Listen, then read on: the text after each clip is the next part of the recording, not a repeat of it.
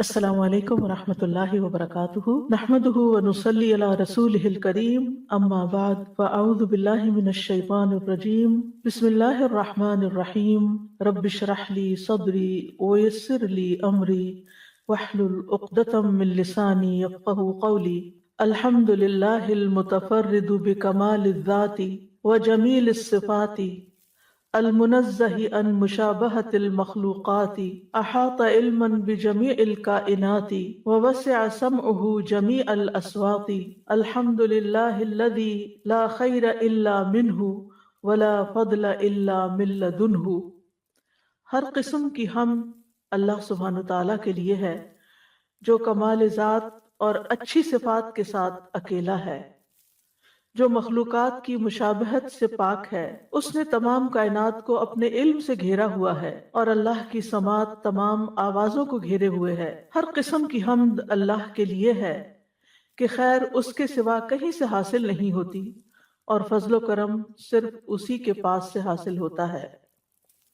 اللہم صلی علی محمد وعلی آل محمد کما صلیت علی ابراہیم وعلی آل ابراہیم انک حمید مجید۔ اللہم بارک علی محمد وعلی آل محمد کما بارکت علی ابراہیم وعلی آل ابراہیم انک حمید مجید۔ ہم دشمن سے حفاظت کی دعاؤں کے بارے میں پڑھ رہے تھے۔ آج اس سلسلے میں تیسری دعا ہم پڑھیں گے جو سورۃ الاعراف میں ہے۔ شعیب علیہ السلام کی دعا ہے یہ۔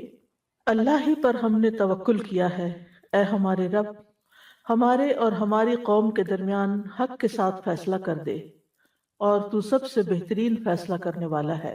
یہ شعیب علیہ السلام کی دعا ہے۔ ان کی قوم نے انہیں صرف جھٹلایا ہی نہیں تھا بلکہ نہایت بدتمیزی کے ساتھ ان سے مخاطب ہوئے اور نام سے مخاطب کرتے ہوئے کہا کہ تمہیں دو باتوں میں سے ایک کو اختیار کرنا ہوگا، یا تو ہماری ملت میں واپس آنا ہوگا، ہمارے دین پہ چلنا ہوگا، یا پھر ہم تمہیں اپنی بستی سے نکال دیں گے۔ اب تم سوچ لو کہ تم اپنے لیے کیا بات پسند کرتے ہو۔ شعیب علیہ السلام نے جواب دیا کہ ہمارے لیے یہ تو ممکن ہی نہیں کہ ہم تمہارے دین میں واپس آئیں، کیونکہ اگر ہم ایسا کریں تو اس کا مطلب ہے کہ ہم اللہ تعالیٰ پر جھوٹ باندھ رہے تھے۔ ہم اب تک تمہیں جو بتا رہے تھے وہ سب غلط تھا، اور اب ہم نے اس کو چھوڑ دیا اور تمہاری بات مان لی، تو یہ ممکن نہیں۔ جب انہوں نے دیکھا کہ اب اس کے سوا کوئی چارہ نہیں، سمجھانے کا اب کوئی موقع نہیں باقی رہا، تو انہوں نے پھر اللہ تعالیٰ سے دعا کی اور کہا کہ اے اللہ ہم نے تجھ پر ہی توکل کیا ہے، اور اب تو ہمارے اور ان کے درمیان فیصلہ کر دے۔ اللہ سبحانہ تعالیٰ نے ان کو ہلاک کرنے کے لیے ایک ایسی بارش بھیجی جس میں آگ کے شرارے تھے، اور اس کے ساتھ آسمان سے ایک چیخ بھی آئی اور ان کے قدموں تلے زمین بھی ہلنے لگی، اور دیکھتے ہی دیکھتے وہ سب کے سب ہلاک ہو گئے۔ اور اللہ تعالیٰ نے اپنا فیصلہ کر دیا کہ حق پر کون ہے اور کس کو باقی رہنا ہے اور کس کو ہلاک ہونا ہے۔ یہاں بھی ہم دیکھتے ہیں کہ سب سے پہلے وہ اللہ سبحانہ تعالیٰ کی طرف رجوع کرتے ہیں۔ اللہ توکلنا، اللہ پر ہم نے بھروسہ کیا۔ ہمیں اپنی قوت پر، اپنی جماعت پر، اپنے افراد پر، اپنی طاقت پر بھروسہ نہیں بلکہ اللہ کی ذات پر ہے۔ اور اس میں بھی ہم دیکھتے ہیں کہ توکلنا نہیں کہا بلکہ کیا کہا، اللہ توکلنا، صرف اللہ پر ہم بھروسہ کر رہے ہیں۔ اور ربنا افتح بیننا و بین قومنا، فتح کا معنی ہے واضح فیصلہ، یعنی کھلا کھلا فیصلہ، جو بات کھل کے سامنے آ جائے۔ یعنی اے ہمارے رب تو ہماری مدد فرما کہ ہمارے حق پر ہونے اور ان کے باطل پر ہونے کو خوب واضح کر دے، یعنی لوگوں کو یہ بات پتہ چل جائے کہ کون سچا ہے، کون صحیح کام کرنے والا ہے۔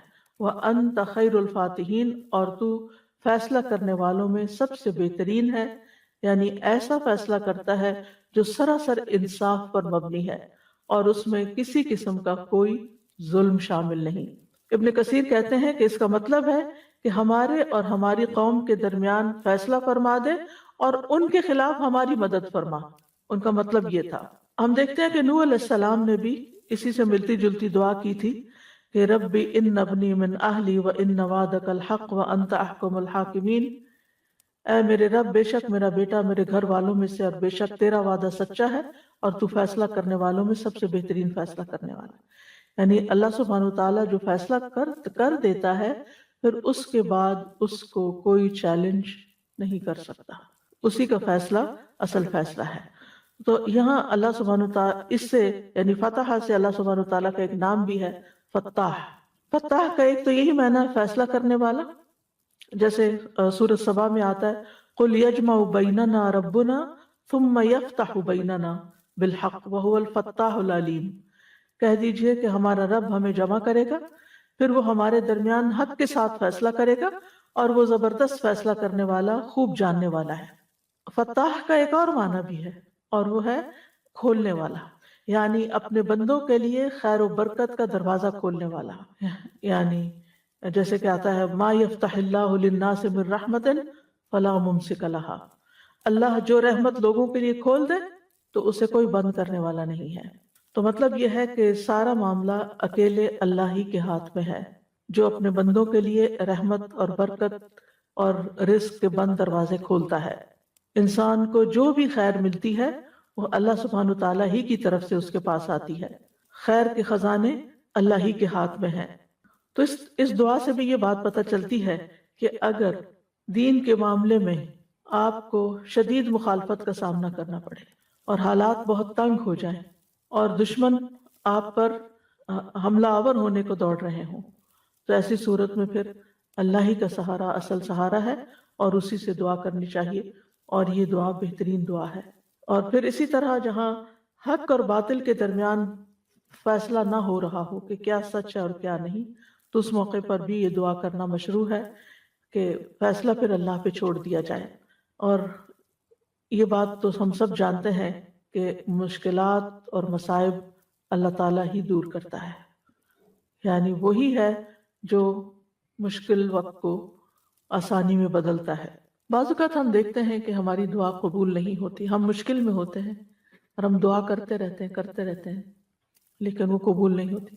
تو پہلے تو ہمیں یہ بات یاد رکھنی چاہیے کہ قبول ہو چکی ہوتی ہے، لیکن اس کی وہ شکل نہیں ہوتی جو ہمیں پسند ہوتی یا جس شکل میں ہم چاہتے ہیں۔ ایک تو یہ ہے کہ وہ جو ہم مانگ رہے ہیں وہ چیز ہمیں فوراً ویسی کی ویسی مل جائے۔ اگر دعا کو آپ مال سے تشبیہ دیں سمجھنے کے لیے، مثال کہ اگر کوئی شخص آپ سے کہے کہ اگر تم اس وقت کوئی فائدہ اٹھانا چاہتے ہو تو میں تمہیں اتنا مال دے دیتا ہوں۔ دوسری آپشن یہ ہے کہ مال تو نہیں دیتا، لیکن اگر تم پر کوئی مصیبت آئی تو اس مصیبت میں جو بھی خرچ کرنا ہوگا وہ سارا میرے ذمہ، جیسے آپ انشورنس کراتے ہیں۔ تو اس میں بعض اوقات آپ ایک تھوڑے سے پیسے آپ نے دیے ہوتے ہیں، لیکن جو نقصان ہوتا ہے وہ بہت بڑا ہوتا ہے، اور پھر وہ اس سے کمپنسیٹ ہو جاتا ہے۔ تو بعض دعائیں جو ہیں وہ اس شکل میں تو پوری نہیں ہوتی جس میں ہم مانگ رہے ہوتے ہیں، لیکن اس کے بدلے میں کوئی آنے والی بہت بڑی مصیبت ٹل جاتی ہے جس کا ہمیں علم نہیں ہوتا، اللہ کو پتا ہوتا ہے، اور اللہ سبحانہ وتعالیٰ اس کو ہم سے دور کر دیتا ہے۔ اگر آپ کو کوئی چوائس دے کہ یا تو یہ جو تم مانگ رہے ہو یہ لے لو، یا پھر اس مصیبت سے بچ جاؤ، کیا لیں گے؟ مصیبت سے بچنا۔ کہ ہو سکتا ہے ایک شخص گھر مانگ رہا ہو، گھر نہیں اس کو مل رہا، لیکن کوئی آنے والی مصیبت ٹل گئی کہ اس کی اولاد پہ یا اس کی اپنی جان پہ کوئی آنے والی تھی، کوئی بہت بڑا حادثہ تھا، کوئی بہت بڑی آفت تھی، تو آپ دعا اس چیز کے لیے مانگ رہے تھے، اللہ سبحانہ تعالیٰ نے وہ آپ کی اس ایک اور چیز کے لیے قبول کر لی جو اللہ کی نگاہوں میں آپ کے لیے زیادہ فائدہ مند تھی، کیونکہ اگر آپ کو گھر مل بھی جاتا تو کیا ہوتا؟ مصیبت آ جاتی اور وہ گھر تو پڑے کا پڑا رہ جاتا، وہ تو خالی ہو جاتا۔ تیسرا یہ ہے کہ آپ کو کہا جائے کہ آج آپ یہ پیسے رکھ دیں اور کچھ سال کے بعد آپ اس کو million and trillions of time زیادہ کر کے لے لیں، تو آپ کیا چاہیں گے؟ کہ صبر ہی کر لیتے ہیں، تو کچھ سال بعد اتنا زیادہ مل جائے گا۔ تو آخرت میں انسان کو جو ملے گا تو انسان کہے گا کاش دنیا میں ایک دعا بھی قبول نہ ہوتی، لیکن چونکہ ہمیں وہ غیب سے تعلق رکھتا ہے نا، تو ہمیں وہ چیزیں نظر نہیں آتی، اس لیے ہم جلد بازی کر لیتے ہیں، اس لیے ہم تنگ پڑ جاتے ہیں، اور ہم سوچتے ہیں کہ ہماری بات نہیں سنی جا رہی، اور ہم مانگ رہے ہیں ہم کب سے یہ دعا کر رہے ہیں، دعا ہی نہیں سنی جا رہی، نہیں سنی جا چکی ہے، لیکن وہ دعا کسی اور شکل میں کام کر رہی ہے جو اس سے بھی زیادہ فائدہ مند ہے۔ تو دعا چھوڑنی نہیں چاہیے، کیونکہ کچھ لوگ جلد بازی میں پھر دعا کرنا ہی چھوڑ دیتے ہیں، تو چھوڑنی نہیں چاہیے۔ اور بعض لوگوں کی آہیں اللہ تعالیٰ کو اتنی پسند ہوتی ہیں کہ وہ ان کے ذریعے اپنے بندوں کو اپنے قریب کرتا رہتا ہے، قریب و مجیب۔ بندہ سسکیاں لیتا ہے، روتا ہے، اپنے رب کے سامنے سر جھکاتا ہے، اور اللہ سبحانہ تعالیٰ ہر سسکی پہ جواب دے رہا ہوتا ہے کہ میں نے سن لیا، میں نے سن لیا، بس تھوڑا سا صبر اور. یعنی ہر چیز میں صبر کی ضرورت ہے، کیونکہ اصل کامیابی صبر کے ساتھ ہی ہوتی ہے. لیکن ہمارا یہ یقین ہونا چاہیے کہ اللہ سبحانہ تعالیٰ اس بات پر پوری طرح قادر ہے کہ وہ بندے کو خیر پہنچائے اور اس سے شر دور کر دے، اور اللہ کے سوا کوئی مددگار بھی نہیں ہے. اگلی دعا سورت آل عمران کی دعا ہے. ہاں چھوٹی چھوٹی باتوں پہ تو نہیں، یعنی جی جی وراثت ہو گئی یا ہسبینڈ وائف کے بیچ میں طلاق کے معاملات ہیں، یہ تو کوئی شدید ضرورت ہے.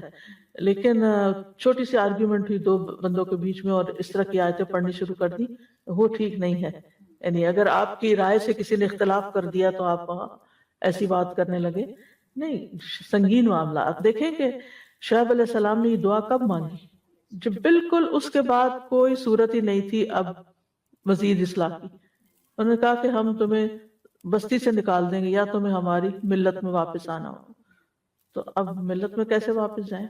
اور اگر وہ بستی سے ہی نکال دیتے ہیں تو کہاں جائیں؟ تو بہتر یہ ہے کہ پھر اللہ سے دعا کرتے ہیں، اللہ سے مدد مانگتے ہیں کہ وہ ہمارے میں بہترین فیصلہ کر دے. اگر ہمارا یہاں سے نکلنا ہی فائدے کا ہے تو پھر اللہ تعالیٰ جو فیصلہ کرے گا ہمیں قبول. پھر فرمایا حسبنا اللہ ونعم الوکیل، یعنی اگر دشمن کا ڈر ہو، خوف ہو، پریشانی ہو کہ کوئی نقصان دے گا تو اس موقع پر ہمیں اللہ ہی کافی ہے اور وہ بہترین کارساز ہے. اس دعا کا کانٹیکس یہ ہے کہ غزوہ احد کے بعد ابو سفیان نے بعض لوگوں کو معاوضہ دے کر مسلمانوں کے اندر یہ افواہ پھیلائی کہ مشرکین مکہ لڑائی کے لیے بھرپور تیاری کریں، تاکہ یہ سن کے مسلمانوں کے حوصلے پست ہو جائیں.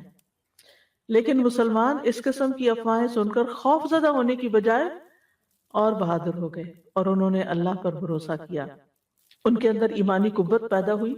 الذین قال لهم الناس ان الناس قد جمعوا لكم فاخشوهم فزادهم ایمانا وقالوا حسبنا اللہ ونعم الوکیل. وہ لوگ کہ لوگوں نے ان سے کہا کہ بے شک لوگوں نے تمہارے خلاف فوج جمع کر لی ہے سو ان سے ڈرو، تو اس بات نے انہیں ایمان میں اور زیادہ کر دیا اور انہوں نے کہا ہمیں اللہ ہی کافی ہے اور وہ بہت بہترین کارساز ہے. اس میں آپ دیکھیے کہ اللہ سبحانہ تعالیٰ پر مکمل بھروسہ اور ٹرسٹ اور حقیقی توکل کا محسوس ہوتا ہے کہ حسبنا اللہ ونعم الوکیل، کافی ہے ہمیں اللہ ہی اور وہ بہترین کام بنانے والا ہے. ابن عباس کہتے ہیں کہ یہ کلمہ حسبنا اللہ ونعم الوکیل اس کو ابراہیم علیہ السلام نے اس وقت کہا تھا جب انہیں آگ میں ڈالا گیا تھا. انہوں نے اللہ تعالیٰ کی مدد لی، اور یہی کلمہ محمد صلی اللہ علیہ وسلم نے اس وقت کہا تھا جب لوگوں نے مسلمانوں کو ڈرانے کے لیے کہا تھا کہ لوگوں نے تمہارے خلاف فوج جمع کر لی ہے، یعنی ابو سفیان وغیرہ نے. تو اس بات نے انہیں ایمان میں اور زیادہ کر دیا. حسبنا کا لفظ جو ہے حسبہ سے ہے، اس کا مطلب ہے کفایت کرنا، کافی ہونا، یعنی کافی ہے، انف ہے، اس کے بعد کسی اور کی ضرورت نہیں. یعنی اللہ سبحانہ تعالیٰ اپنی عظمت، قدرت، حکمت اور جلال کی بنا پر ہمارے لیے کافی ہے. اللہ تعالیٰ اپنی تدبیر اور قوت کے ساتھ مومن سے ہر خطرے کو ٹال دیتا ہے. جس چیز سے بھی مومن کو ڈر لگتا ہے، ہر دشمن کو دور کر دیتا ہے جو مومن کو نقصان پہنچانا چاہتا ہے. تو حفاظت کا بہترین کلمہ ہے یہ، جس میں اللہ تعالیٰ کی مدح بھی ہے. آج صبح میں غور کر رہی تھی دعاؤں پر کہ ہر دعا کے اندر یا اللہ تعالیٰ کی تعریف ہے، اللہ تعالیٰ کے نام ہیں جن کا واسطہ دیا گیا ہے، اور یا کہیں اپنی غلطی کا اعتراف ہے. اسی طرح یعنی اللہ سبحانہ تعالیٰ کے اسماء کا ذکر ہے، کہیں اللہ کی توحید کا ذکر ہے، کہیں اللہ تعالیٰ کی ربوبیت کا ذکر ہے، کہیں اللہ تعالیٰ کی کچھ اور صفات کا ذکر ہے. حقیقت یہ ہے کہ اللہ سبحانہ تعالیٰ ہی ہمارا ضامن ہے ہر معاملے میں، جس میں ہم اللہ تعالیٰ کے حوالے اپنا کام کر دیتے ہیں. وہی کفیل ہوتا ہے، وہی نگران ہوتا ہے. قرآن مجید میں آتا ہے اللہ خالق کل شیء وہو علی کل شیء وکیل. اللہ ہر چیز کو پیدا کرنے والا ہے اور وہ ہر چیز پر نگہبان ہے، ہر چیز کی حفاظت بھی وہی کر رہا ہے. زمین پہ جتنے بھی جاندار ہیں سب کی پیشانی کے بال اس کے قبضے میں ہیں، یعنی سب اس کے کنٹرول میں ہیں۔ اللہ تعالیٰ کی کفایت دو طرح کی ہے، ایک کفایت عام ہے اور ایک کفایت خاص ہے۔ کفایت عام میں اللہ سبحانہ و تعالیٰ ان تمام چیزوں میں بندوں کو کفایت کرتا ہے جو انہیں دین و دنیا کے معاملے میں پریشان کرے، یعنی کسی بھی قسم کے فائدوں کا حصول اور نقصان کا دور ہونا۔ خاص کفایت کیا ہے؟ اللہ کے متقی بندوں کی کفایت اور توکل کرنے والوں کو کافی ہونا، جس کے ساتھ اللہ تعالیٰ ان کی دین اور دنیا کو درست کر دیتا ہے۔ جیسے آتا ہے نا، یا ایھا النبی حسبک اللہ ومن اتبعک من المؤمنین، اے نبی آپ کے لیے بھی اللہ کافی ہے اور ایمان لانے والوں کے لیے بھی۔ تو اس سے کیا پتہ چلتا ہے کہ اللہ سبحانہ تعالیٰ ایمان والوں کے لیے جو اس پر توکل کرتے ہیں ان کے لیے خاص قسم کی کفایت کرتا ہے۔ اسی لیے جیسے کل بھی میں نے کچھ مثالیں دی تھی نا کہ جس میں بندوں کے پاس کچھ بھی نہیں تھا اور اللہ صرف اور صرف اللہ پہ بھروسہ تھا، وسائل کچھ بھی نہیں تھے۔ اچھا، اس کا یہ مطلب نہیں ہے کہ انسان وسائل اختیار نہ کرے، وسائل ضرور اختیار کرے، لیکن بعض اوقات وسائل ہوتے ہی نہیں، پھر کیا کرے؟ کمزور محسوس نہ کرے اور یہ نہ سوچے کہ اب تو میں مارا گیا، اب میں نہیں بچتا، نہیں، پھر بھی معاملہ اللہ کے سپرد کرے اور اللہ تعالیٰ کو اپنا ضامن بنائے۔ اور اگر اللہ کسی کے ساتھ ہو پھر کسی اور کی ضرورت بھی نہیں رہتی۔ حسبنا اللہ، اس کا مطلب اب سوچیے، ذرا غور کیجیے اس پر، حسبنا اللہ، اللہ کافی ہے۔ کافی کا مطلب اور کسی کی ضرورت نہیں، کافی ہے، اس کی مدد ہمارے لیے بہت ہے، اس پہ ہم ٹرسٹ کرتے ہیں۔ پھر اگلی دعا ہے سورۃ القصص کی، اے میرے رب مجھے ظالم قوم سے نجات دے۔ یہ بابرکت دعا موسیٰ علیہ السلام کی دعاؤں میں سے ہے۔ ان کی بہت سی دعائیں ہیں، ان میں سے ایک دعا یہ ہے۔ موسیٰ علیہ السلام جب فرعون کے ظلم و ستم سے تنگ آ گئے تو انہوں نے یہ دعا کی کہ یا رب مجھے فرعون اور اس کی قوم سے نجات دے۔ اسی طرح کی دعا مانگی تھی کس نے؟ آسیہ علیہ السلام نے۔ کیا؟ رب ابن لی عندک بیتا فی الجنہ ونجنی من فرعون وعملہ، کیونکہ تھا تو اس کا شوہر لیکن دشمن بن چکا تھا۔ تو اگر کوئی بھی ظلم کرتا ہو اور شدید ظلم کرتا ہو اور انسان کے پاس اس سے نکلنے کا کوئی چارہ نہ ہو تو انسان کو یہ دعا پڑھنی چاہیے کہ اللہ مجھے ظالم لوگوں سے نجات دے۔ بعض اوقات بعض خواتین بہت کمزور ہوتی ہیں اور ان پر تشدد بھی کیا جا رہا ہوتا ہے اور ان پہ لعن طعن بھی اور ان کو دن رات کی دھمکیاں بھی اور ذلت آمیز سلوک بھی۔ تو ایسی، اور ضروری نہیں کہ وہ دین کے معاملے میں، دنیا کے معاملے میں بھی بعض لوگوں کے اوپر بلا وجہ کا ظلم کیا جاتا ہے۔ تو اللہ سبحانہ تعالیٰ ہی ہے جو ظالموں کے چنگل سے انسان کو چھڑا سکتا ہے۔ تو اس وقت یہ دعا پڑھنی چاہیے۔ اور یہاں بھی رب کے وسیلے سے دعا کی جا رہی ہے، رب نجنی من القوم الظالمین، کہ تو ہی میرا رب ہے، تو ہی میرا خالق ہے، تو ہی میرا مالک ہے، تو ہی میرا رازق ہے، تو ہی مجھے چلانے والا ہے، تو ہی میری کفایت کرنے والا ہے، تو ہی میری مدد کرنے والا ہے۔ میں جس ظلم کا شکار ہوں میری کوئی مدد کرنے والا نہیں۔ حتیٰ کہ بعض اوقات آپ دیکھیں ماں باپ بھی ہاتھ اٹھا لیتے ہیں کہ ہم کچھ نہیں کر سکتے، بس اب تم صبر ہی کرو۔ ایک انسان کہاں تک صبر کر سکتا ہے؟ تو یہاں ظالموں سے مراد فرعون اور اس کی قوم تھی۔ ظالموں سے مراد کفار بھی ہو سکتے ہیں اور ظالموں سے مراد سو کالڈ مسلم بھی ہو سکتے ہیں جو خود مسلمانوں پر ہی ظلم کر رہے ہوں۔ تو انبیاء اور نیک لوگ ہمیشہ سختیوں میں، تکلیفوں میں، مصیبتوں میں اللہ سبحانہ تعالیٰ کی طرف رجوع کرتے ہیں اور اسی سے مدد طلب کرتے ہیں اور اللہ سبحانہ تعالیٰ کی طرف پناہ لینے کے لیے دوڑتے ہیں۔ تو ظالموں کے شر سے بچنے کے لیے اپنی دعاؤں میں یہ دعا شامل کر لینی چاہیے۔ اور اس کے علاوہ بھی جو مصیبتیں ہیں، یعنی مختلف لوگوں کی طرف سے مصیبتیں ہو سکتی ہیں، تو ایسی صورت میں، یعنی بعض لوگ ایسے ممالک میں رہتے ہیں کہ جس میں ان کا صرف مسلمان ہونا ہی ایک بہت بڑا جرم ہے اور ان کو جو سزائیں دی جاتی ہیں، آپ دیکھیں کہ برما کے لوگوں کا کیا قصور تھا اور کس طرح ان کو جلایا گیا اور کس طرح ان کو گھر بے گھر کیا گیا اور کس طرح وہ یعنی اس ڈر اور خوف سے جب نکلے بھی ہیں تو آگے ان کے ساتھ کتنی مشکلات پیش آئیں۔ تو بعض لوگوں پر، یعنی کبھی کبھی میں سوچتی ہوں ایسے تصور میں بھی کہ اگر میں وہاں پیدا ہوئی ہوتی تو کیا حال ہوتا۔ اسی طرح جو چائنیز مسلم ہیں وہ جس حال میں ہیں اور ان کے جو حالات آپ پڑھتے ہیں اور پھر ان کے یعنی کہ مجھے خود کچھ چائنیز نے بتایا تھا کہ بعض جگہوں پر اتنی سختی ہے مسلمانوں پر کہ وہ روزہ نہیں رکھ سکتے، زبردستی ان کے منہ میں کھانا ٹھونستے، یعنی عام دنوں میں ان کو چاہے دیکھیں یا نہ دیکھیں کہ کچھ کھا رہے ہیں یا نہیں، لیکن رمضان میں نماز پڑھنے کی تو اجازت نہیں۔ اور تقریباً سارے چائنیز نے دو دو نام رکھے ہوئے ہیں، ایک اسلامی نام رکھا ہوا اور ایک چائنیز نام رکھا ہوا ہے، یعنی حتیٰ کہ اپنے نام سے بھی اپنی آئیڈینٹی کو چھپاتے ہیں کیونکہ ایسے ظلم و ستم میں رہ رہے ہیں۔ آپ سوچئے ہم اس آزادی کی نعمت کا جتنا بھی شکر ادا کریں کم ہے۔ اگر اللہ نہ کرے ہم کسی ایسی جگہ پر پیدا ہوتے جس میں نہ ہم نماز پڑھ سکتے، نہ ہم حجاب کر سکتے، نہ ہم اپنے آپ کو مسلمان ظاہر کر سکتے، تو پھر کیا کرتے؟ یعنی جہاں ہر طرف سے ظلم و ستم کی بارش ہے، تو ایسے تمام مسلمانوں کو جو کہیں پر بھی ہوں، جو کسی بھی طرح کے ظلم و ستم کا شکار ہوں، زیادہ سے زیادہ اللہ سبحانہ وتعالیٰ کی طرف رجوع کرنی چاہیے۔ مشکل یہ ہے کہ عموماً جب دنیا میں ہمیں کوئی تکلیف ہوتی ہے تو ہم اللہ سبحانہ وتعالیٰ کی طرف سب سے آخر میں جاتے ہیں۔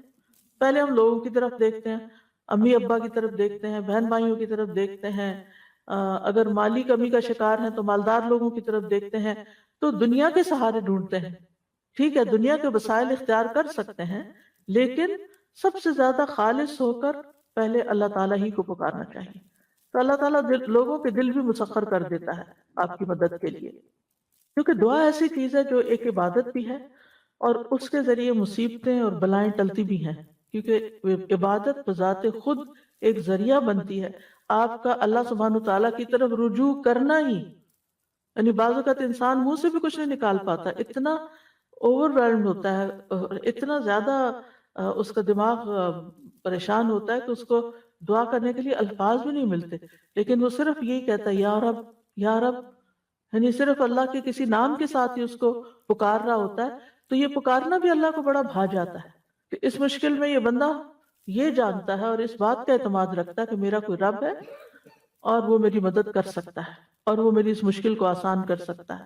تو چھوٹی تکلیف ہو یا بڑی تکلیف ہو، ذاتی زندگی میں ہو یا اجتماعی زندگی میں ہو، لا ملجا ولا منجا منک الا الیک، سہارا تو اللہ ہی کی ذات ہے، الٹیمیٹ سہارا وہی ہے۔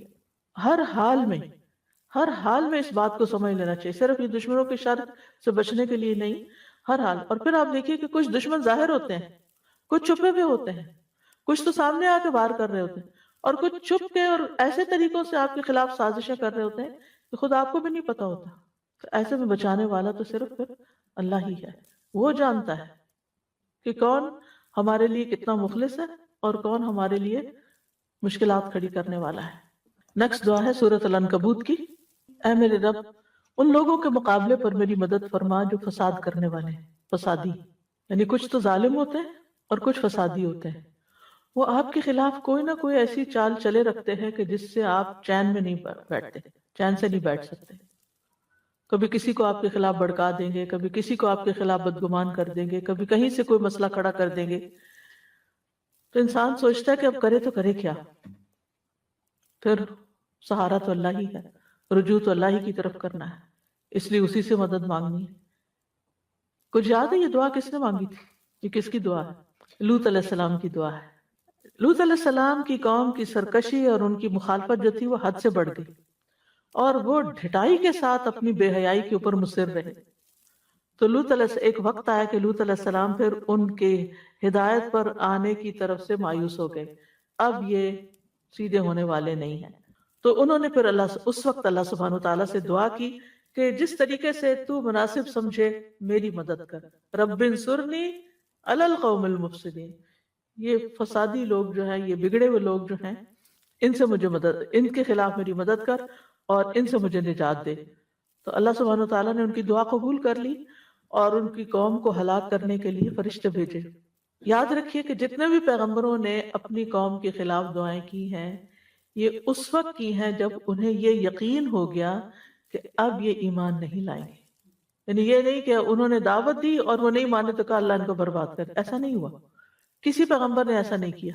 تو اس لیے اگر آپ دین کے راستے میں آپ کو کوئی مشکلات آ رہی ہیں، کوئی روڑے اٹکا رہا ہے، کوئی مسائل کھڑے ہو رہے ہیں یا کوئی سختی تنگی ہے، تو یہ نہیں کہ ذرا سی پہلی ہی مشکل پر آپ بددعائیں دینا شروع کر دیں، نہیں، یہ اس کو دعا کی بنسبت بد دعا کہا جا سکتا ہے، کیونکہ علل قوم خلاف مانگی جا رہی ہے۔ جب انسان ہر طرح کا اپنا وسیلہ اختیار کر چکے، یعنی ویسے بھی اللہ تعالیٰ سے دعا کرتا رہے، مدد مانگتا رہے، لیکن دشمن کے خاتمے کی دعا اس وقت جب پھر کوئی اور چارہ نہ ہو۔ جی ہاں، جب تھریٹ آ جائے، جان کا خطرہ ہو، عزت کا خطرہ ہو، اس وقت۔ نیکسٹ دعا ہے سورۃ النساء کی۔ اے ہمارے رب، ہمیں اس بستی سے نکال جس کے رہنے والے ظالم ہیں، اور ہمارے لیے اپنے پاس سے کوئی حمایتی بنا دے، اور ہمارے لیے اپنے پاس سے کوئی مددگار بنا دے۔ حمایتی اور مددگار مانگ رہے ہیں۔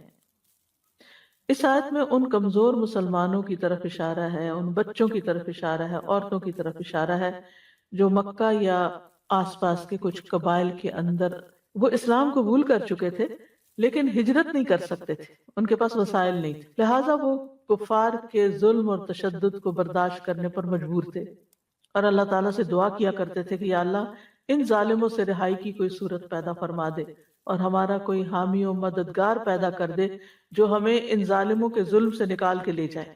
تو ربنا اخرجنا من هذه القریہ، تو قریہ سے مراد یہاں مکہ ہے، لیکن اس کے علاوہ آج بھی جس قریہ، جس علاقے، شہر، ملک میں کوئی ظلم و ستم کا شکار ہے، وہ اس کو ذہن میں رکھ کے دعا مانگ سکتا ہے۔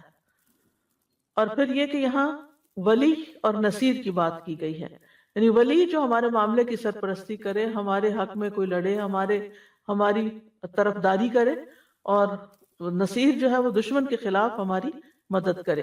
تو ولی اور نصیر جب کسی جگہ پر اکٹھے ہوتے ہیں، یعنی ایک آیت کے اندر، تو ولی وہ ہوتا ہے جو نفع پہنچائے، اور نصیر وہ ہوتا ہے جو نقصان کو دور کرے۔ اور اگر یہ الگ الگ آئے تو ان میں دونوں معنی شامل ہوتے ہیں۔ تو اللہ سبحانہ وتعالیٰ نے ان کمزور مسلمانوں کی دعا قبول کر لی، اور بعض کے لیے اللہ نے مدینہ آنا آسان کر دیا، اور پھر بعض ایسے تھے کہ جو دعائیں مانگتے رہے، تو ایک وقت آیا کہ اللہ تعالیٰ نے مکہ فتح کرا دیا، اور یہ سارے کے سارے لوگ اس ظلم و ستم سے باہر آ گئے۔ اس کے علاوہ یہ تو دعائیں تھیں ظالم سے بچنے کی، دشمن سے بچنے کی، لیکن اوورآل بھی حفاظت کے لیے دعا، شیطان سے حفاظت کی، کیونکہ وہ عدو مبین، اس کے لیے بھی دعائیں ہیں، جیسے کہ سورۃ البقرہ کی آخری آیات اگر انسان رات کو پڑھتا ہے تو وہ اسے ہر آفت سے بچانے کے لیے کافی ہو جاتی ہیں۔ کفتاہ معوذات، رسول اللہ صلی اللہ علیہ وسلم نے فرمایا، اے عقبہ، کیا میں تمہیں دو بہترین صورتوں کے بارے میں نہ بتاؤں جو پڑھی جاتی ہیں؟ قل اعوذ برب الفلق اور قل اعوذ برب الناس۔ اے عقبہ، جب بھی تم سو اور جاگو ان صورتوں کو پڑھا کرو۔ کسی مانگنے والے نے ان کی مثل نہیں مانگا، اور نہ کسی پناہ مانگنے والے نے ان کی مثل پناہ مانگی۔ حتیٰ کہ اگر آپ کو وسوسے آتے ہیں، یا آپ کو کسی بھی قسم کے شر سے ڈر لگتا ہے، ایسی چھپی بیماریوں سے ڈر لگتا ہے کہ جن کا انسان کو خود بھی نہیں پتا ہوتا، یا کوئی بھی، یعنی کچھ لوگ ہوتے ہیں نا کہ ایک انجانے خوف کا شکار رہتے ہیں، پتہ نہیں کیا ہو جائے، تو ان دونوں صورتوں کو اگر انسان شعوری طور پر ہر نماز کے بعد پڑھنا شروع کر دے، یہ ایسے خوف کا یقینی علاج ہے۔ شعوری، جی شعوری طور، من شر ما خلق، تجربہ کر کے دیکھ لیں، یعنی خوف ہوں، وسوسے ہوں، یعنی ان کی جگہ آپ کا دل خوشی سے بھر جائے گا۔ اور جتنا جتنا اللہ تعالیٰ پر اعتماد بڑھتا جاتا ہے کہ اللہ تعالیٰ ہے اور وہ مدد کرے گا اور وہ اس سارے تکلیف کو دور کر دے گا اور ہر چیز اس کے کنٹرول میں ہے، تو اتنا اتنا ایمان بڑھتا جاتا ہے۔ اصل میں علاج کیا ہے؟ امیونٹی بڑھائیں۔ خوف خطرے تو ہر جگہ ہیں ہی، فساد ہی فساد ہے دنیا میں۔ یہ کس چیز کی طرف آپ نگاہ اٹھائیں گے کہ وہاں آپ کو کوئی نہ کوئی مسئلہ نظر نہیں آئے گا؟ مسائل تو ہیں دنیا میں، ہے ہی امتحان کی جگہ، لیکن پھر یہاں رہتے ہوئے کیسے اپنے اندر اطمینان پیدا کریں؟ اطمینان کہاں ہے؟ اطمینان پھر صرف اللہ پر ایمان لانے میں ہے، اور جتنا جتنا ایمان بڑھے گا اتنے اتنے آپ طاقتور ہوتے چلے جائیں گے، اور جتنے جتنے آپ طاقتور ہوتے چلے جائیں گے آپ ہر ایک چیز کا مقابلہ کرنے کے لیے تیار ہو جائیں گے۔ پھر چیزیں آپ پر حاوی نہیں ہوں گی، آپ ان سب مسائل پر حاوی ہو جائیں گے۔ اور پھر اپنی زندگی کے اچھے دنوں کو سوچا کریں، کیونکہ ہم میں سے ہر انسان کی زندگی میں اتار چڑھاؤ آتے رہتے ہیں۔ کبھی ہم ایمان کے اعتبار سے بڑے اوپر ہوتے ہیں، پھر نیچے ہو جاتے ہیں، پھر اوپر ہوتے ہیں، کیونکہ ہمارا دل ایک حالت میں تو رہتا ہی نہیں ہے نا، اس نے تو اوپر نیچے ہوتے رہنا ہے۔ تو پھر سوچا کریں ان وجوہات کو، ان چیزوں کو دیکھا کریں کہ وہ کیا چیزیں تھیں کہ جس کی وجہ سے میرا ایمان زیادہ تھا۔ مثلا رمضان میں زیادہ تھا، اس کا مطلب آپ روزے رکھتے تھے تو آپ کو فائدہ تھا، روزے رکھنا شروع کر دیں، یعنی اپنے اس چیز سے نکلنے کے لیے، ایمان بڑھانے کے لیے۔ آپ قرآن کی تلاوت زیادہ کرتے تھے تو اپنی قرآن کی تلاوت کی ڈوز بڑھا دیں۔ آپ مخصوص ذکر کیا کرتے تھے، یا آپ لوگوں کو تعلیم دیتے تھے، یا آپ لوگ صدقہ خیرات زیادہ کرے، یعنی جس بھی یہ سارے علاج ہیں قلبی بیماریوں کے اور ان سارے مخاوف کے۔ مخاوف خوف کی جمع ہے، اردو کا عربی کا لفظ ہے، یعنی یہ حل ہے، یہ علاج ہے۔ اور دعا جو ہے نا یہ اسلحہ ہے، دعا مومن کا سلاح ہے، اس کو معمولی نہ سمجھا کرے، کیونکہ جب کسی کو کسی مسئلے کا حل دعا بتایا جاتا ہے تو وہ اس کا دل بیٹھ جاتا ہے، وہ کہتا ہے یہ تو اس کے پاس تو کوئی حل ہی نہیں ہے۔ ابھی دعا کو بہتر کرنے کی ضرورت ہے، جو کر رہے ہیں اس میں مزید ڈوز ڈالیں اور مختلف دعائیں کریں، اور شعوری طور پر کریں، اور قبولیت کے اوقات میں کریں، اپنی نیکیاں بڑھا دیں، کیونکہ ان رحمت اللہ قریب من المحسنین۔ پھر اسی طرح یعنی آپ سوچئے کہ اگر کوئی ہر نماز کے بعد تھوڑا سا وقت نکال کے یہ صورتیں پڑھ لیتا ہے، قل هو اللہ احد، قل اعوذ برب الفلق، قل اعوذ برب الناس، آپ صلی اللہ علیہ وسلم کی یہ بات یاد رکھتے ہوئے کسی مانگنے والے نے ان کی مثل نہیں مانگا، نہ کسی پناہ مانگنے والے نے ان کی مثل پناہ مانگی، یعنی شر سے بچنے کے لیے اس سے بہتر کوئی دعا ہی نہیں دوسرے لفظوں میں۔ کیونکہ انسان جب مخلوق کے شر سے ڈرتا ہے تو پھر مخلوق کے رب یعنی رب الناس کی ہی پناہ لیتا ہے، اور وہی ان سے بچا سکتا ہے۔ پہلے بھی ایک چھوٹی سی مثال میں نے دی تھی شاید کسی لیکچر میں، جب آپ کہیں جا رہے ہوں اور بکریوں کے ریوڑ کے پاس سے گزر رہے ہوں، اور بکریوں والے کے پاس اس کا کتا بھی ہو، اور کتا آپ پہ بھونکنا شروع کر دے، تو آپ کیا کریں گے؟ آپ خود کتے سے لڑیں گے یا بکری والے کو کہیں گے اپنے کتے کو سنبھالو؟ بکری والے سے کہیں گے نا کہ آپ، کیونکہ آپ اس سے نہیں لڑ سکتے، وہ اس کی بات تو مانے، اس کے تو ایک اشارے میں وہ بھاگ جائے گا۔ تو اسی طرح بہت سے لوگ آپ کے خلاف باتیں کرنے والے ہو سکتے ہیں، آپ کا مذاق اڑانے والے ہو سکتے ہیں آپ کے دین کی وجہ سے یا کسی بھی اور وجہ سے، تو پھر آپ ان سب سے لڑ نہیں سکتے، ان کا منہ بند نہیں کر سکتے۔ آپ ان کا جو مالک ہے نا، اور ان کا جو رب ہے، اور جس کے کنٹرول میں یہ سارے، آپ اس سے فریاد کریں کہ یا اللہ تو ان سب سے مجھے کافی ہو جا، ان کو سنبھال لے۔ پھر اسی طرح ایک اور دعا ہے، اللہم انی اعوذ بک من جہد البلاء ودرک الشقاء وسوء القضاء وشماتۃ الاعداء۔ اے اللہ بے شک میں تیری پناہ مانگتا ہوں سخت مصیبت، بدبختی کے لاحق ہونے سے، بری تقدیر سے، اور دشمنوں کے خوش ہونے سے۔ ابو ہریرہ رضی اللہ عنہ سے روایت ہے کہ نبی صلی اللہ علیہ وسلم آزمائش کی مشقت سے، بدبختی کے آنے سے، برے خاتمے سے، اور دشمن کے ہنسنے سے اللہ کی پناہ مانگا کرتے تھے۔ یہ ساری چیزیں کتنی تکلیف دہ ہے نا، کہ جہد البلا، آزمائش کی مشقت۔ ایک اور قول ہے کہ اس سے مراد ہے شدت، یعنی آزمائش کی شدت، کہ امتحان ہے اور شدید امتحان ہے۔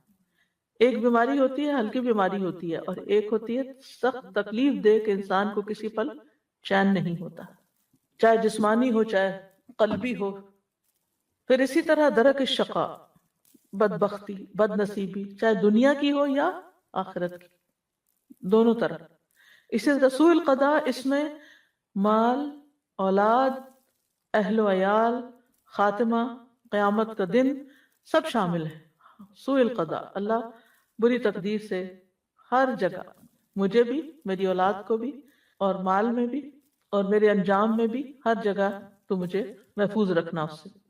ابن بطال کہتے ہیں شماتت الاعداء وہ بات ہے جو دل کو تکلیف پہنچاتی ہے اور نفس پہ انتہائی گراں گزرتی ہے۔ یعنی آپ نے دیکھا ہوگا کہ بعض لوگ ایک چھوٹی سی بات کرتے ہیں آپ کو، وہ آپ کے دل میں اتنی چبھ جاتی ہے کہ آپ سارا دن اس کو نکال نہیں پاتے، حالانکہ جس وقت وہ کر رہا ہوتا ہے اس وقت وہ کوئی بڑی بات نہیں ہوتی، وہ کر کے چلا جاتا ہے، لیکن آپ سوچتے ہی رہ جاتے ہیں، اسی کو ہی سوچے چلے جاتے ہیں۔ پوائزنس ہوتی ہے، جیسے کوئی کانٹا چبھ جاتا ہے نا، کچھ کانٹے ہوتے ہیں آپ چبھتے ہیں نکال دیتے ہیں، بات ختم، اور کچھ کانٹے تو نکل جاتے ہیں لیکن اس کے بعد جو اس جگہ کا حال ہوتا ہے وہ خارش کئی دن تک چلتی ہے۔ پھر ایک اور دعا ہے، اللہم انی اعوذ بک من غلبۃ الدین وغلبۃ العدو وشماتۃ الاعداء۔ ان سب دعاؤں کو اس لیے اختیار کیا گیا کہ اس میں دشمنوں کا لفظ آ رہا ہے، ٹھیک ہے۔ اے اللہ میں تیری پناہ چاہتا ہوں قرض کے غلبے سے، دشمن کے غلبے سے، اور میری مصیبت پر دشمنوں کے خوش ہونے سے۔ یہ دعا بھی نبی صلی اللہ علیہ وسلم کی دعاؤں میں شامل تھی اور اکثر اس کو پڑھا کرتے تھے۔ اس میں آپ دیکھیے غلبۃ العدو اور شماتۃ الاعداء، دشمن کے غالب آنے سے اور بہت سارے دشمنوں کے ہنسنے خوش ہونے سے۔ پھر اعوذ بکلمات اللہ التامات من شر ما خلق، میں اللہ کے تمام کلمات کے ساتھ پناہ لیتا ہوں ہر اس چیز کے شر سے جو اس نے پیدا کی۔ خولہ بنت حکیم کہتی ہیں میں نے رسول اللہ صلی اللہ علیہ وسلم کو فرماتے ہوئے سنا، جو کسی جگہ پڑاؤ کرے یعنی کسی جگہ ٹھہرے اور یہ دعا پڑھے تو اسے کوئی چیز نقصان نہیں دے گی حتیٰ کہ وہ وہاں سے کوچ کر جائے۔ آج کل سمر ہے، آپ لوگ پارک وغیرہ جاتے ہوں گے، یا یہ کہ یعنی ونٹر کے مقابلے میں انسان کی موومنٹ زیادہ ہوتی ہے، کبھی آؤٹ آف سٹی جا رہا ہے، کبھی کسی کے گھر جا رہا ہے، کبھی باہر سیر کے لیے جا رہا ہے، یا اس کے علاوہ بھی جیسے آپ اپنے کسی کام سے ہاسپٹل جاتے ہیں۔ ہاسپٹل میں بعض لوگ علاج کیا کرواتے ہیں، کچھ اور جراثیم کیچ کر کے آ جاتے ہیں اور وہ پہلی بیماری سے بھی بڑے ہو جاتے ہیں۔ یا اسی طرح آپ بینک جاتے ہیں یا کہیں بھی جاتے ہیں تو اگر آپ انٹر ہوتے ہی دعا پڑھ لیں تو انشاءاللہ وہاں کے ہر شر سے محفوظ رہیں گے۔ اور پھر آپ دیکھیے کہ کلمات اللہ کا کیا معنی ہے، اعوذ بکلمات اللہ، اس میں اللہ کے اسماء اور اللہ کی نازل کردہ ساری کتابوں کے کلمات، اللہ کا کلام ہے جیسے قرآن اللہ کا کلام ہے۔ تو اسی طرح سورۃ الفلق اور سورۃ الناس وہ بھی بیچ میں آ جاتی ہیں۔ تو انسان اللہ سبحانہ وتعالیٰ کے سارے کلمات کے ذریعے اللہ تعالیٰ یعنی کو اس کا وسیلہ پکڑتا ہے نا، ان کا اللہ ہی کی پناہ لیتا ہے ہر مخلوق کے شر سے بچنے کے لیے۔ اور مخلوق میں آپ دیکھیے کہ چاہے انسان ہو، چاہے حیوان ہو، چاہے جنات ہو، سب شامل ہیں۔ اب انسان جیسے ایک دوسرے کو نقصان پہنچاتے ہیں ظلم کر کے، ایک دوسرے پہ سرکشی کر کے، قتل کر کے، مار پٹائی کر کے، گالی گلوچ دے کے، اور اس کے علاوہ جو بھی کوئی شر ہوتا ہے کسی کا، غلط باتیں آپ کے ذہن میں ڈال کے، یہ بھی مخلوق کا شر، یہ بھی انسانوں کا شر ہے۔ اور اس وقت آپ دیکھیں کہ معاشرے کے اندر وقت کے ساتھ ساتھ حتیٰ کہ ہمارا جو سیل فون ہے اس کے اندر بھی بہت سارا شر ہے۔ آپ اپنے بچے کو کام کرنے کے لیے لیپ ٹاپ لے کے دیتے ہیں، اس کے اندر بھی بہت سا شر ہے۔ کس چیز کو ہاتھ لگائیں کہ وہاں آپ کو شر نہ ملے۔ حتیٰ کہ آپ فروٹ خریدتے ہیں تو اس کے اوپر ایسے اسپرے کیے ہوئے ہوتے ہیں کہ وہ پتہ نہیں کس طریقے سے نقصان دیتے ہیں۔ پانی جو پینے کے لیے پیتے ہیں آپ، اس کے اندر پتہ نہیں کیا کچھ شامل ہو چکا ہے۔ یعنی کون سی چیز ہے ایسی کہ جس سے آپ سمجھے کہ ہم محفوظ ہیں۔ وقت کے ساتھ ساتھ جہاں زندگی بہت آرٹیفیشل ہو گئی ہے، وہاں ہر چیز کے اندر بعض اوقات بڑی خوبصورت پیکنگ ہوتی ہے، خوبصورت اس کے اوپر ریپرز لگے ہوئے ہوتے ہیں، لیکن وہی چیز پی کے آپ بیمار ہو جاتے ہیں اور وہی چیز کھا کے آپ مصیبت کا شکار ہو جاتے ہیں۔ وہی کھانا سب کھا رہے ہوتے ہیں لیکن ان کو اتنی تکلیف نہیں ہوتی جتنی آپ کو ہو جاتی ہے۔ تو آپ کو نہیں پتہ چلتا کہ اس کے اندر کون سی ایسی چیز ہے جو مجھے سوٹ نہیں کرتی، میں اس سے الرجک ہوں یا میرے لیے وہ شر ہے۔ تو اگر آپ شام کے وقت ہر روز یہ دعا پڑھ لیتے ہیں ریگولرلی تو بہت اچھا ہے، لیکن اس کے علاوہ کہیں بھی جاتے ہوئے، ایون گروسری سٹور جاتے ہیں، آپ مال جاتے ہیں، کہیں جاتے ہیں، جا کے اس کو پڑھ کے اللہ تعالیٰ کی پناہ میں اپنے آپ کو دیں کہ یا اللہ ہم تو جانتے بھی نہیں۔ اسی طرح موت کا وقت، پھر موت کے بعد قبر کے اندر بھی کیسا شر ہے، عذاب قبر ہے، اور اس کے علاوہ کیڑے مکوڑے۔ کل میں وہ دیکھ رہی تھی زمین کے کیڑوں کے بارے میں کہ کس قسم کے ہیں۔ آپ یقین کریں کہ اگر آپ دیکھ لینا ان کو تو وحشت کے مارے نیند نہ آئے۔ تو جب انسان قبر میں چلا جاتا ہے تو پتہ نہیں کس قسم کی مخلوق انسان کو آ چمٹتی، اور وہاں سے تو بھاگ نہیں سکتے، وہاں تو جانا ہی جانا ہے۔ تو ان چیزوں کو بھی ذہن میں رکھا کریں جب ایسی دعائیں مانگیں۔ من شر ما خلق، وقت کے ساتھ ساتھ ایسی چیزیں سامنے آ رہی ہیں جو کبھی ہمارے تصور میں بھی نہیں تھی نا. پہلے ہم دیکھ آنکھوں سے اوجھل تھی، وہ ہم سے غائب میں تھی، لیکن اب وہ چیزیں سامنے آ گئی ہیں تو اتنی دہشت بھی پر بڑھتی چلی جاتی ہے. لیکن ہم اس کو اپنے ساتھ ریلیٹ نہیں کرتے. ہم کہتے ہیں ہاں یہ کسی نے کسی جنگل میں ویڈیو بنائی ہے اور یہ وہاں ہے، یہ کیڑا مکوڑا یا سانپ یا کچھ. ہمیں نہیں پتا کہ کہاں کیا ہے. نمرود جیسے مغرور بادشاہ کو ایک مچھر نے ہلاک کر دیا تھا. تو آپ کو نہیں پتا کہ کون سی چیز. آپ دیکھیے کہ کینسر کیا چیز ہے، یعنی ایک سیل کا بگاڑ اور وہ اتنا ملٹی پلائی ہونا شروع ہو جاتا ہے غلط طریقے سے کہ انسان کی جان لے لیتا ہے. You never know. اور کچھ چیزیں تو ہم دیکھ لیتے ہیں، یہ دیکھ لیں گے، لیکن زیادہ تر تو شر ہماری آنکھوں سے چھپا ہوا ہے. ہمیں تو پتہ بھی نہیں ہے کہ آگے کیا کیا پیش آنے والا ہے. تو پناہ تو اللہ کے پاس. اس لیے ان دعاؤں میں کوتاہی نہیں کرنی چاہیے. جیسے یہ دعائیں ایپ ہے نا، تو اس میں بہت زیادہ دعائیں شامل ہو گئی ہیں، تو پھر انسان گھبراتا ہے کہ اتنی تو میں نہیں روز پڑھ سکتا. تو روز پڑھنے کی چیز نہیں ہے.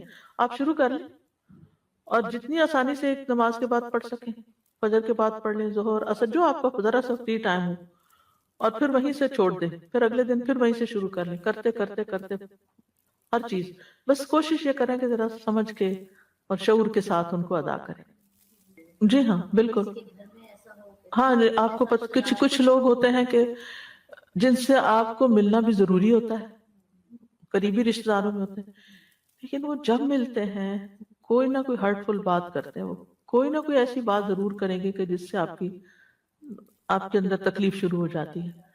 اب آپ ان کو، حتیٰ کہ بعض بہت ہی کلوز ریلیشن بھی ہوتے ہیں، یعنی ماں باپ بھی ہو سکتے ہیں، بچے بھی ہو سکتے ہیں، کہ ماں باپ بچوں کو دیکھے بغیر نہیں رہتے، اور جب بچے آتے ہیں تو ایسی بدتمیزی کی باتیں بعض اوقات کر جاتے ہیں کہ انسان کے لیے انتہائی تکلیف دہ ہوتا.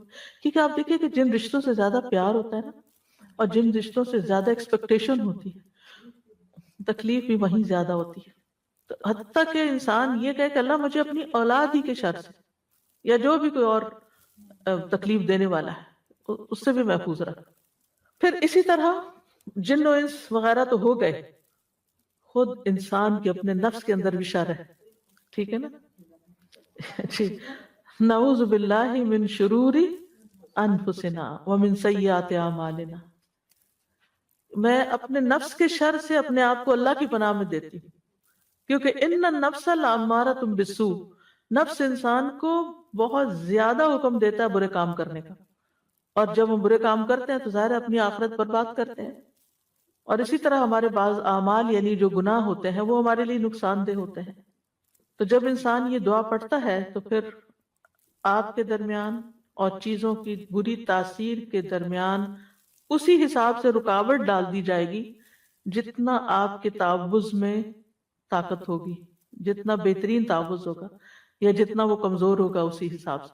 یعنی اگر آپ نے پناہ شیلڈ اپنے اوپر یا اپنی پروٹیکشن وال جو ہے وہ کمزور رکھی ہوئی ہے تو اٹیک زیادہ ہوگا، زیادہ مضبوط ہے تو اتنا ہی وہ ٹکرا کے واپس چلا جائے گا شر. پھر ہے اللہم انی اعوذ بک من الفقر والقلۃ والذلۃ واعوذ بک من ان اظلم او اظلم. اے اللہ میں فقر و فاقہ، قلت اور ذلت سے تیری پناہ میں آتا ہوں کہ مجھے کوئی ذلیل کرے، اور میں اس بات سے تیری پناہ میں آتا ہوں کہ میں کسی پہ ظلم کروں یا کوئی مجھ پہ ظلم کرے. فقر کا مطلب ہوتا ہے پیٹھ کے یا کمر کے جو ریڑھ کی ہڈیاں ہیں اس کے مہرے توڑ دینا. مطلب ہے مراد اس سے ہے ہاتھ کا مال سے خالی ہو جانا، کچھ رہا ہی نہیں. تو اس کی کمر ٹوٹ گئی، یہ کہتے ہیں نا کمر ٹوٹ گئی، تو یہ فقر سے ٹوٹتی ہے، محتاجی سے ٹوٹتی ہے. اور فاقہ مخلوق کی طرف شدید حاجت مند ہو جانا، یعنی بندوں کی شدید ضرورت پڑ جانا. قلت کسی چیز کا کم ہو جانا یا تعداد میں کمی ہونا یا خیر کے دروازوں میں کمی ہونا. یعنی اللہ نے اپنی رحمتوں کے بہت سے دروازے کھولے ہوئے، طرح طرح کی نعمتیں آپ کے پاس آ رہی کہ حالات پلٹا کھا جاتے ہیں اور دروازے بند ہو جاتے ہیں. ذلت یعنی ایسی ذلت کہ دوسروں کی نگاہوں میں انسان حقیر ہو جائے اور اس کی کوئی قدر و قیمت نہ رہے. اور عیلہ جو ہے محتاجگی اور ہاتھ کا رزق سے خالی ہونا.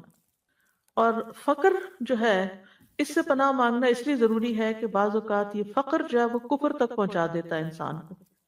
انسان اپنی بنیادی ضروریات کے پوری کرنے کے لیے اپنے دین کو بھی بیچ ڈالتا ہے۔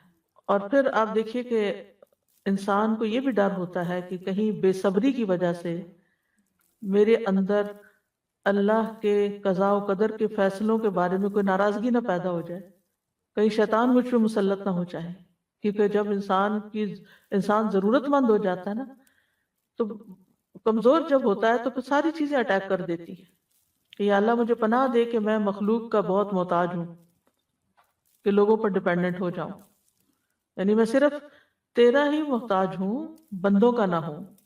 کیونکہ جب انسان بندوں کا محتاج ہوتا ہے نا تو اس کی عزت نفس میں بھی کمی آتی ہے، اس کے دین میں بھی کمی آتی ہے، اس کی مربت میں بھی کمی آتی ہے۔ ایسے بندے کو لوگ حقیر سمجھنا شروع کر دیتے ہیں جب بندہ بندوں کا محتاج ہوتا ہے۔ اور اسی طرح جب قلت ہوتی ہے چیزوں کی تو پھر کبھی انسانوں کی قلت ہو جاتی ہے، مددگاروں کی قلت ہو جاتی ہے، رشتوں کی قلت ہو جاتی ہے، ایک کے بعد ایک رشتہ چلا جاتا ہے دنیا سے۔ ایسے بھی ہوتا ہے نا، زندگی میں ہی اولاد فوت ہو گئی، زندگی میں ہی بیوی یا شوہر فوت ہو گیا تو انسان کتنا تنہا ہو جاتا ہے۔ تو یہ قلت جو ہے کسی بھی چیز کی قلت ہو سکتی ہے، یعنی پہلے آپ کے پاس سب کچھ تھا، بھرا ہوا گھر تھا، پھر چھٹ گئے سارے، اور اس کی وجہ سے انسان کے اندر عجب تکلیف شروع ہو جاتی ہے۔ پھر ذلت، کہ لوگ آپ کو کوئی امپورٹنس ہی نہ دیں، نہ آپ کی بات سنیں، اور نہ ہی آپ کی طرف کوئی توجہ کریں۔ یہ چیز بھی بڑی تکلیف دہ ہوتی ہے کہ آپ کسی مجلس میں جائیں، کوئی آپ کو پوچھے بھی نہ، وہ لوگ اپنی خوش گپیوں میں مصروف ہوں، اپنی باتوں میں خوش ہو رہے ہیں، اور آپ اپنے غم میں بیٹھے ہوئے، کوئی آپ کا حال تک نہیں پوچھتا۔ ایسا ہوتا ہے نا، بعض لوگ بالکل آئسولیٹڈ بیٹھے ہوتے ہیں، کوئی ان کی طرف توجہ نہیں کرتا، کوئی ان کو نہیں پوچھتا۔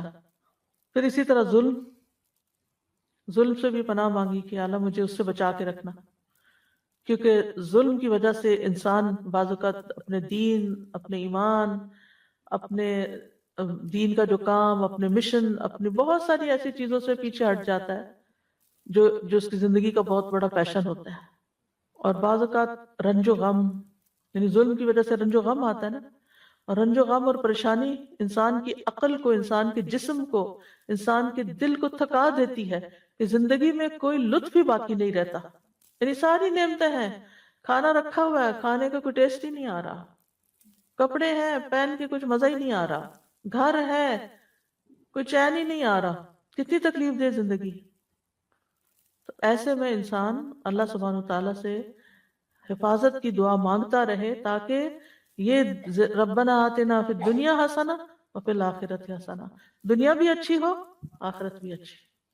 تو جب اللہ تعالیٰ کی پناہ میں آتا ہے انسان، تو اللہ تعالیٰ ابراہیم علیہ السلام کو آگ سے نکال سکتا ہے، جو ایک نون واقعہ ہے ہسٹوریکل، اور نوح علیہ السلام کو اس طرح نجات دے سکتا ہے، اور باقی پیغمبروں کو بھی۔ انوکھے واقعات ہیں ایک سے ایک، ہم تو سن کے عادی ہو گئے نا، تو ہم کہتے ہیں ہاں ہمیں پتہ ہے، لیکن اگر ہم ان کے اوپر غور کریں کہ ہوا کیسے۔ پھر دعا ہے اللہم انی اعوذ بک من یوم السوء ومن لیلۃ السوء ومن ساعۃ السوء ومن صاحب السوء ومن جار السوء فی دار المقامہ۔ اے اللہ بے شک میں تیری پناہ مانگتا ہوں برے دن سے، بری رات سے، برے وقت سے، برے ساتھی سے، گھر میں مقیم برے ہمسائے سے، یعنی جو ساتھ رہتا ہے اور وہ ہمارے لیے تکلیف دہ ہے۔ تو نبی صلی اللہ علیہ وسلم یہ دعا مانگا کرتے تھے۔ برے دن سے مراد وہ دن جس میں انسان پر کوئی مصیبت نازل ہو، کوئی اس کا نقصان ہو جائے، کوئی آزمائش آ جائے، اور بری رات جس میں یہ سب کچھ رات کے وقت ہو، اور بری گھڑی یعنی وہ وقت بعض اوقات اچانک کوئی مصیبت آ جاتی ہے، آن کی آن میں، لمحوں میں۔ اب پچھلے دنوں جو ایک طوفان سا آیا تھا، اچانک آیا اور گیا، تھوڑی دیر میں ختم بھی ہو گیا، لیکن کئی دن تک لوگوں کے نیٹ ڈاؤن رہے، اور بجلی چلی گئی، اور کیا مشکلات نہیں کھڑی ہو گئی۔ تو وہ بری گھڑی کے انسان کے سوچ میں بھی نہ، اور وہ کہاں سے آفت آئی اور کہاں چلی گئی۔ پھر ہے اللہم انت عضدی و نصیری بک احول و بک اصول و بک اقاتل۔ اے اللہ تو ہی میرا دست بازو ہے، میرا مددگار ہے، تیری مدد سے میں چلتا پھرتا ہوں، تیری مدد سے حملہ کرتا ہوں، اور تیرے بھروسے پر میں ان سے لڑتا ہوں۔ یہ خاص طور پر جنگ کے موقع پر نبی صلی اللہ علیہ وسلم پڑھتے تھے۔ حضرت انس کہتے ہیں کہ رسول اللہ صلی اللہ علیہ وسلم جب غزوے کے لیے تشریف لے جاتے تو یوں دعا فرماتے، یعنی یہی دعا پڑھتے، عضدی کا مطلب ہے میرا مددگار، میرا معاون، اور بکا کا مطلب ہے صرف تیری ذات کے ساتھ، احول یعنی میں حول یعنی طاقت پکڑتا ہوں یا ایک حال سے دوسرے حال کی طرف منتقل ہوتا ہوں، اور اصول تیری دی ہوئی قوت سے میں لڑتا ہوں، دشمن پہ حملہ کرتا ہوں۔ ایک اور دعا ہے اللہم بک احاول و بک اصاول و بک اقاتل، اے اللہ میں تیری ہی دی ہوئی قوت کے ساتھ ہیلا کرتا ہوں، تیری ہی دی ہوئی طاقت کے ساتھ حملہ کرتا ہوں، اور تیری مدد سے میں لڑائی کرتا ہوں۔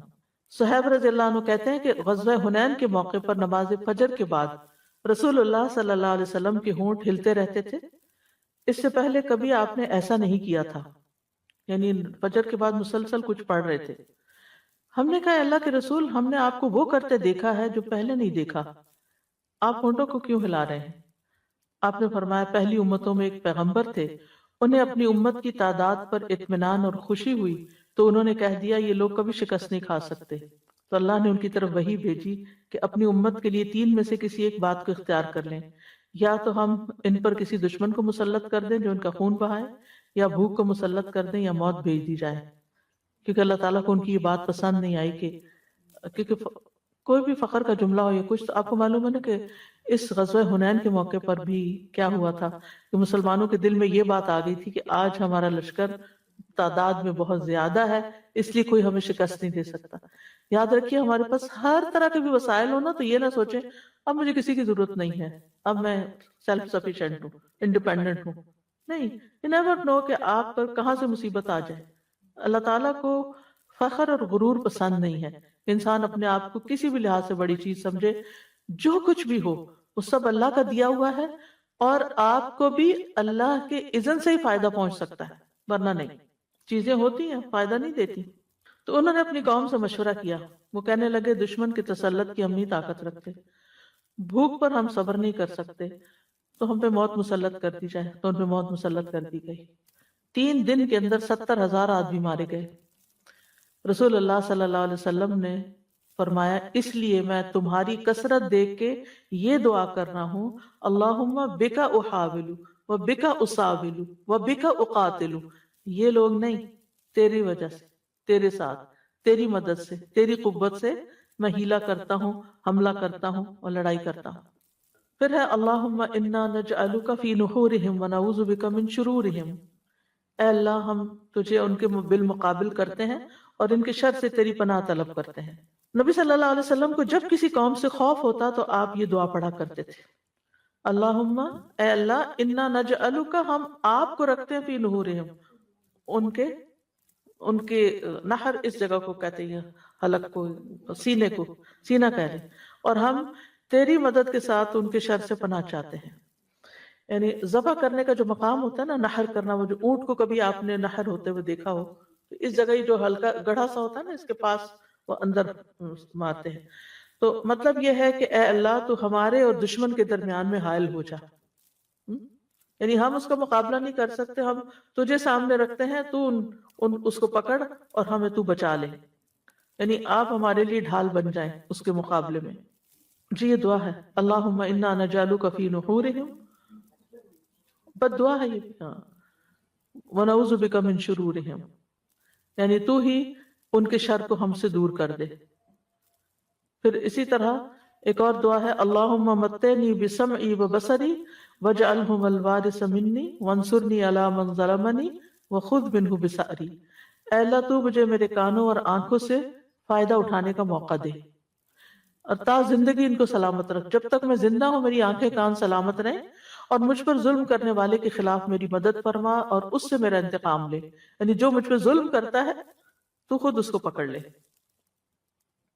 صحابہ کی کثیر تعداد نے اس دعا کو روایت کیا ہے، اس سے پتہ چلتا ہے کہ یہ بہت کامن دعا تھی، جس میں انسان اپنے جسم ہی کے اعضاء کی سلامتی کے لیے اللہ تعالیٰ سے دعا کرتا ہے کہ ان کو ساری بیماریوں سے محفوظ رکھ اور ان چیزوں سے اپنی رضا کا کام لے، یعنی میرے کان اور آنکھیں تیری پسند کے کام کریں، اور پھر اگر کوئی مجھ پہ ظلم کرے تو اس کے خلاف تو میرے لیے کافی ہو جا، تو میری مدد فرما۔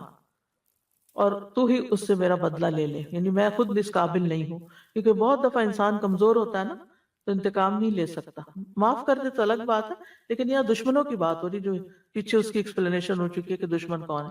ایک اور دعا ہے اللہم اکفنیہم بما شئت، اے اللہ جس طرح تو چاہے مجھے ان کے مقابلے کے لیے کافی ہو جا، یعنی میں دشمن کا مقابلہ نہیں کر سکتا، مجھے نہیں پتا کہ کیا کرنا چاہیے، آپ جانتے ہیں، جیسے آپ چاہیں آپ ان کے مقابلے میں میری مدد کریں۔ وہ ایک کہانی آپ نے پڑھی ہوگی کہ وہ بچہ جسے بادشاہ نے جادوگر کے پاس جادو سیکھنے کے لیے بھیجا تھا، تو اللہ نے اسے اپنی پہچان دے دی، اور بادشاہ کو جب پتا چلا تو اس نے کہا کہ اس کو فلاں پہاڑ کی چوٹی پہ لے جاؤ، اور اگر یہ دین چھوڑ دے، یہ جس کو اس نے اختیار کیا تو اسے چھوڑ دینا، ورنہ وہاں سے گرا دینا۔ انہوں نے کیا کیا، وہ گرایا لیکن اسے کچھ بھی نہیں ہوا۔ تو اس بچے نے کیا پڑھا تھا کہ اس پہاڑ سے گرانے کے باوجود اس کو کوئی چوٹ نہیں آئی۔ اللہم اکفنیہم بما شئت، اللہ ہی میرے پیچھے پڑ گئے، میں تو اکیلا ہوں، میں تو ان کا مقابلہ نہیں کر سکتا، آپ جس طرح چاہیں ان کے مقابلے میں مجھے کافی ہو جائے۔ حسبنا اللہ و نعم الوکیل کی ایک اور شکل ہے۔ اور پھر کیا ہوا، پہاڑ پہ زلزلہ آیا اور سارے گر گئے، اور لڑکا چلتا ہوا واپس آ گیا۔ تو بادشاہ نے لڑکے سے پوچھا تیرے ساتھیوں کو کیا ہوا، تو لڑکے نے کہا اللہ مجھے ان سے کافی ہو گیا۔ پھر اس نے بادشاہ نے کہا اس کو ایک چھوٹی سی کشتی میں بٹھا کے سمندر میں لے جاؤ، اگر دین چھوڑ دے تو اسے چھوڑ دینا، اگر انکار کرے تو سمندر میں پھینک دینا۔ اس نے پھر یہی دعا پڑھی۔ اب کیا ہوا، کشتی بادشاہ کے ساتھیوں سمیت الٹ گئی، سب غرق ہو گئے، وہ لڑکا پھر بچ کے بادشاہ کے پاس آ گیا۔ اس نے کہا یہ کیا ہوا، کہا مجھے ان کے مقابلے میں اللہ کافی ہو گیا۔ تو آپ سوچیں کہ جہاں پوری پوری فوجیں آپ کے خلاف جمع ہو جائیں، کتنے چند لفظ ہیں چھوٹے سے، اللہم اکفنیہم بما شئت۔ جی پھر رب اعنی ولا تعن علی وانصرنی ولا تنصر علی وامکر لی ولا تمکر علی واہدنی ویسر ہدای الی وانصرنی علی من بغی علی۔ دعا تو لمبی ہے لیکن اتنا حصہ جو ہے یہ خاص طور پر دشمن کے مقابلے کے لیے۔ اے میرے رب میری مدد فرما، میرے خلاف دوسروں کی مدد نہ کر، میرے حق میں تدبیر فرما، میرے خلاف تدبیر نہ فرما، مجھے ہدایت دے اور ہدایت کو میرے اوپر آسان کرے، اور جو مجھ پہ زیادتی کرے اس پر میری مدد فرما۔ اور پھر اے اللہ مجھے اپنا شکر گزار بنا، بہت ذکر کرنے والا بنا، اپنے سے ڈرنے والا بنا، اپنا فرما بردار بنا، اپنے سامنے عاجزی کرنے والا یا رجوع کرنے والا بنا۔ اے میرے رب میری توبہ قبول کر لے، میرے گناہوں کو دھو ڈال، میری دعائیں قبول کر لے، میری حجت کو ثابت کر دے، یعنی قبر میں جب منکر نکیر سوال کرے تو میں ثابت قدم رہوں۔ میرے دل کو ہدایت دے، میری زبان کو سیدھا کر دے، میرے دل کی میل کو چیل دور کر دے۔ کتنی خوبصورت دعا ہے، اور یہ دعا نبی صلی اللہ علیہ وسلم اکثر پڑھا کرتے تھے، اور اس کے بارے میں آتے ہیں امام ابن تیمیہ بھی یہ دعا بہت پڑھا کرتے تھے، کیونکہ اس پوری دعا میں بہت کچھ شامل ہو گیا ہے۔ پھر اسی طرح اللہم رب السماوات السبع ورب العرش العظیم کن لی جارا من فلان بن فلان واحزابہ من خلائقک ان یفرط علی احد منہم او یطغى عز جارک وجل ثناؤک ولا الہ الا انت۔ اے اللہ 7 آسمانوں کے رب اور عرش عظیم کے رب، تو میرے لیے پناہ بن جا۔ یہ کتنی بڑی بات کی نا کہ 7 آسمانوں کے رب، عرش کے رب، اللہ کی بزرگی بیان ہو رہی۔ فلاں بن فلاں اور اس کے گروہ کے مقابلے میں جو تیری مخلوق میں سے ان میں سے کوئی مجھ پہ زیادتی کرے یا سرکشی کرے، ان کو اس بات سے روک دے۔ تیری پناہ بہت مضبوط ہے، تیری تعریف بڑی شان والی ہے، تیرے سوا کوئی معبود نہیں۔ اگر ظالم حکمران کا ڈر ہو تو اس وقت بھی انسان یہ دعا پڑھے۔ اور اسی طرح اللہ اکبر، اللہ اعز من خلقہ جمیعا، اللہ اعز مما اخاف واحذر، اعوذ باللہ الذی لا الہ الا هو الممسک السماوات السبع ان یقعن علی الارض الا باذنہ من شر عبدک فلان وجنودہ واتباعہ واشیاعہ من الجن والانس اللہم کن لی جارا من شرہم جل ثناؤک وعز جارک وتبارک اسمک ولا الہ غیرک۔ اللہ سب سے بڑا ہے، اللہ اپنی تمام مخلوق پر سب سے زیادہ غالب ہے۔ اللہ ان چیزوں سے کہیں زیادہ طاقت والا ہے جن سے میں خوف کھا رہا ہوں، جن چیزوں سے میں ڈرتا ہوں اللہ ان سے زیادہ طاقتور ہے۔ میں اللہ کی پناہ میں آتا ہوں جس کے سوا کوئی معبود نہیں، اس 7 آسمانوں کو تھامنے والا کہ وہ زمین پر گر نہ جائیں مگر اس کی اجازت سے، تیرے فلاں بندے کے شر سے، یعنی جس کی طرف سے بھی شر کا اندیشہ، اس کے لشکروں، اس کے پیروکاروں اور جنوں اور انسانوں میں سے اس کے ساتھیوں کے شر سے بھی، اے اللہ ان کے شر سے میرے لیے پشت پناہ بن جا۔ تیری تعریف بڑی شان والی ہے، تیری پناہ بڑی مضبوط ہے، تیرا نام بہت بابرکت ہے اور تیرے سوا کوئی معبود نہیں۔ تو کسی بھی قسم کا کوئی ظالم ہو تو اس کے غالب آنے سے اگر ڈر لگے آپ کو کہ وہ ظالم مجھے پکڑ لے گا یا ظالم مجھے نقصان دے گا، تو آپ یہ دعا پڑھیں تو انشاءاللہ آپ کی حفاظت ہوگی۔ اور بس آپ آج کافی ہے۔ اور پھر عافیت کی دعائیں، اللہم انی اسألک المعافات فی الدنیا والآخرہ، اور اللہم انی اسألک العفو والعافیت فی دینی و دنیایا۔ تو یہ دعائیں پیچھے میں آپ کو ایکسپلین کر بھی چکی ہوں، یہ بھی شر سے بچنے کی دعائیں ہیں۔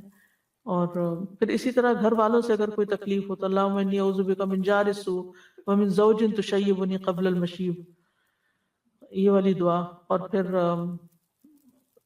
سوتے وقت اللہم اسلمت وجہی الیک وفوضت امری الیک، جو بھی خوف ہو آپ کے دل میں یہ دعا پڑھ کے اپنے آپ کو اللہ کے حوالے کریں اور اپنا آخری کلام اس کو رکھیں۔ نبی صلی اللہ علیہ وسلم نے فرمایا جب تم اپنے بستر پر آؤ اور اس طرح وضو کرو جس طرح نماز کے لیے کرتے ہو، پھر دہنی کروٹ لیٹ جاؤ اور یہ دعا پڑھو، اگر وہ شخص اس حال میں مر گیا تو فطرت پر مرے گا، اور ان کلمات کو اپنے آخری کلمات بناؤ۔ وقت کم تھا اس لیے کچھ دعائیں چھوڑنی پڑی ہیں، لیکن میں کوشش کروں گی کہ کسی اور کے اندر شامل ہو جائے، نہیں تو اللہ مالک ہے۔ سبحانک اللہم و بحمدک اشہد ان لا الہ الا انت استغفرک و اتوب الیک۔